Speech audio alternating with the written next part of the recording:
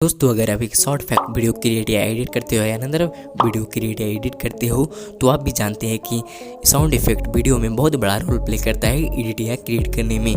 तो अगर आप लाइक दैट हो जाए पॉपअप वाला साउंड इफेक्ट डाउनलोड करना चाहते हो तो उस वीडियो के डिस्क्रिप्शन में उसका लिंक है, वहाँ पे क्लिक करके इजीली आप उसको डाउनलोड कर सकते हैं। अगर आपके माइंड में कोई भी क्वेश्चन हो तो मुझसे कमेंट बॉक्स में पूछ सकते हैं, जिसका रिप्लाई आपको 24 घंटे के अंदर मिल जाएगा। अगर वीडियो को अच्छी लगी तो वीडियो को लाइक करके चैनल को सब्सक्राइब करना मत भूलिएगा, क्योंकि इसी तरह के कंटेंट आपको मिलता रहता है इस चैनल पे। तो मिलते हैं नेक्स्ट वीडियो में, तब तक के लिए जय हिंद दोस्तों।